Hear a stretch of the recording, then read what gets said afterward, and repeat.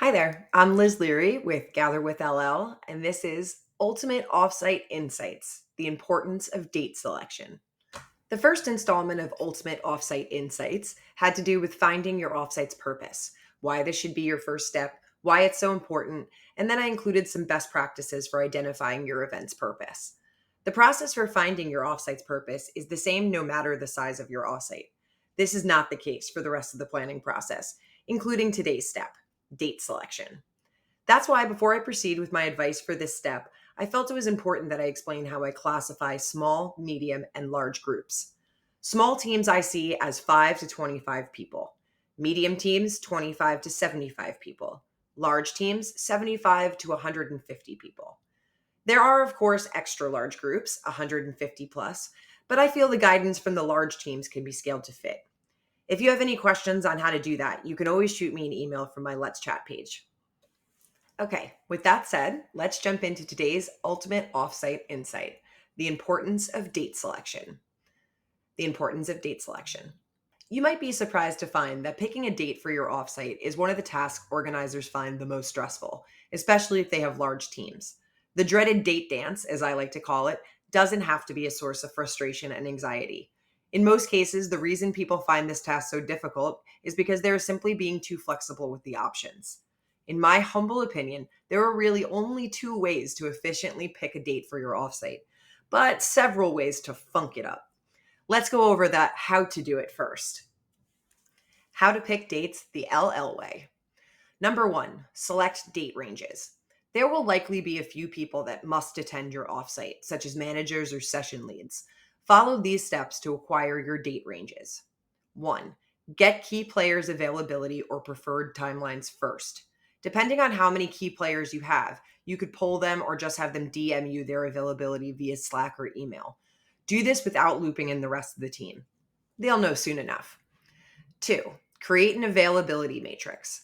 Either use the poll you sent out or collate the availability you received into a spreadsheet to share with only the leaders whose availability was submitted. Expert tip, everything should be done in full transparency. This will help to avoid a painful back and forth. Three, cross check that availability. Now use the matrix to identify 2 or 3 coordinating date ranges. Share these ranges with the leaders for their approval. 4, send out a survey to attendees. Once you have manager approval, send the survey to the attendees. I think it goes without saying you should only include the identified date ranges in that survey. Expert tip, I use Google Forms for this survey, and it's never more than 3 questions: name, preferred date range selection, and their backup selection. The date the majority of the team can attend is obviously our winner. This is the process I use most frequently, but it really only works for small and mid-sized medium teams. Once you get over 50 people, it's no longer efficient to pull for dates. More on that why in the how to not do this. Number 2, event schedule. When you're doing your annual planning for the upcoming fiscal year, also create an annual event schedule. Identify date ranges in advance for all your IRL and virtual experiences. You don't have to pick exact dates, but identifying how many you intend to have and what month makes the most sense to have it in is a good start. This accomplishes so many things for so many people. Leadership can properly align roadmaps with IRL connection moments, making for more purposeful offsites. Current team members can pinpoint the events they can attend and adjust for the ones they can't. This communicates thoughtfulness towards maintaining their work life balance, among many other positive messages. New team members have travel expectations set from the moment of hire. This speaks volumes about the importance your company puts on transparency and connection. Workplace and operations teams can be well prepared to host, as this schedule can help to inform their own workplace calendars. For example, planning their monthly happy hour on the day the most teams will be visiting the office. Offsite planners and managers will have the runway they need to plan the most meaningful events, not to mention how much stress it relieves not to worry about picking a date.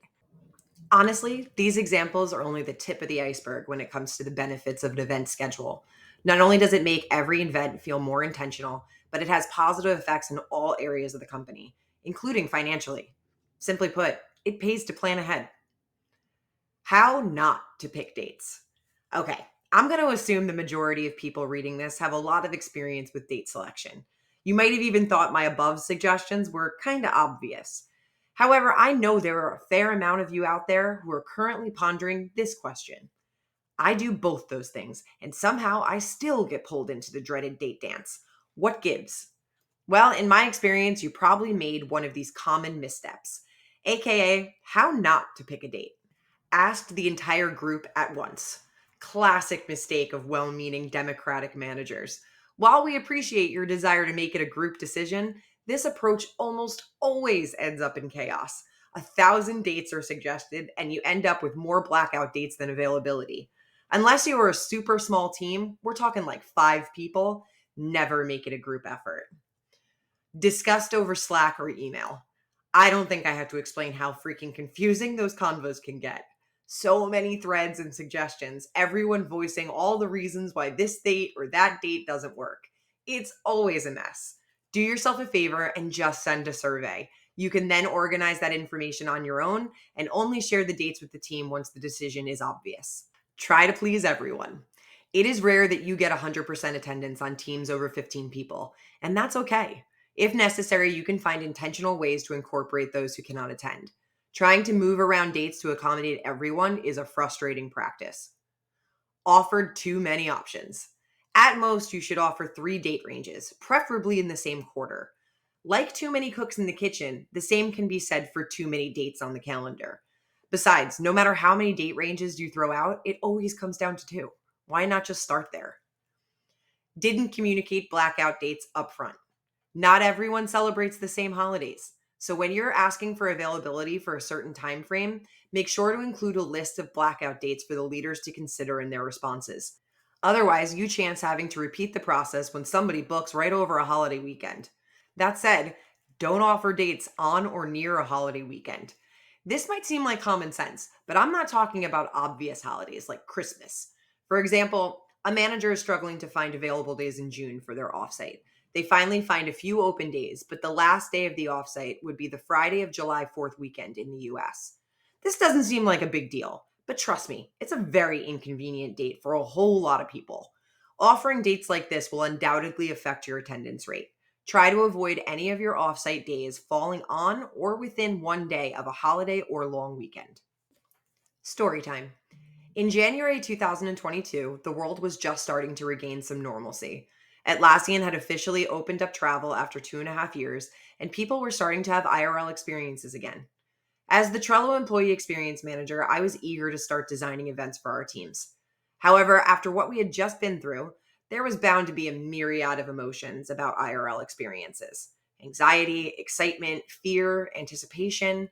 My teams were going to feel all the things. In order for the excitement to outweigh the anxiety, I couldn't just throw dates out there and leave planning to team managers. I had to take a full service concierge approach. If I was going to organize 35 plus events from top to bottom, I needed an event schedule. As I start all event design, I identified our purpose first. It felt pretty obvious: providing meaningful reconnection opportunities for our teams after COVID. However, I couldn't take a hard line with just providing only IRL experiences. In order for this programming to serve its purpose, the teams had to have options. Therefore, I designed the programming so they had a choice between having a virtual team building event or coming to New York City for an IRL offsite. Considering these options, the word offsite wasn't really speaking to the purpose. Not everybody was going to be offsite after all. So I decided to rebrand. I called this programming Team Times. Now, there is a ton of detail that went into this program design, but this story time is supposed to speak to today's offsite insight. For this reason, I'm going to skip ahead a bit and focus only on my date selection approach. I don't know, maybe one of these days I'll do a gather guide all about Team Times. Since this was a full team program, it was definitely considered an extra large group, about 310 internationally distributed people. Now, usually I wouldn't mess with date ranges in this case. For extra large groups, I just consult leadership and make an executive decision on date. However, the climate for this one was different. I felt it was pertinent to the success of the program, and again, to help excitement outweigh anxiety, that timing felt flexible and gave the impression of a group decision. To achieve this, I used a mix of an event schedule and date range selection. Event schedule. Due to the budget I had been allocated for this program, I had to complete all team times by the end of FY22. For Atlassian, that was July 1st, which meant I had Q3, January through March, and Q4, April through June, to schedule all 35 plus virtual and IRL events. Since it was already the middle of January, and any good IRL experience needs at least a 2-month runway for planning, I decided on the following structure. Virtual team times would happen towards the end of Q3, late February to the end of March. IRL team times in New York City would occur in Q4 only, April to June. This process identified my date ranges and led into the second part of my design, date range selection. Before I released the date options in my comms, I first had to know who was doing what.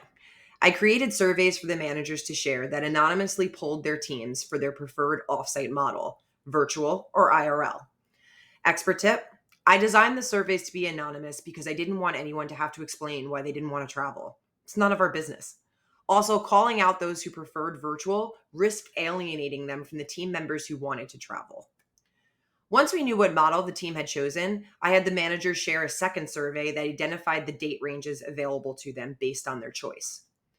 By the end of January 2022, I had completed the event schedule. 20 teams chose a virtual team time with all events provided by the amazing team class, and 15 plus teams were coming to New York City for a kick-ass IRL team time. Team Times was a defining program in my career. I designed, organized, and executed every last detail. I would have never been able to pull that off if I hadn't approached date selection with a strategy. Picking a date is much more important than it seems. If you're still not convinced, think of it this way. The process of selecting a date is usually the first comms touch point. If you go in all flaky, throwing out options with no rhyme or reason and bending to please everyone, that disorganized chaos is their first impression of your planning style, leaving most people thinking, oh my God, if we can't even decide on a date, what's this offsite going to be like? But if you go in with a plan, giving clear leadership and setting boundaries, that first impression goes from, oh my God, I'm scared, to, oh my God, that was so organized. This offsite is going to be awesome. Date selection is an often overlooked opportunity to start establishing trust with those you're planning for. Trust fuels engagement and authentic connection. Cultivating it early on will only level up every event you design. Moral of the story: every element of offsite planning matters. Don't sleep on any of it. Until the next post, happy planning.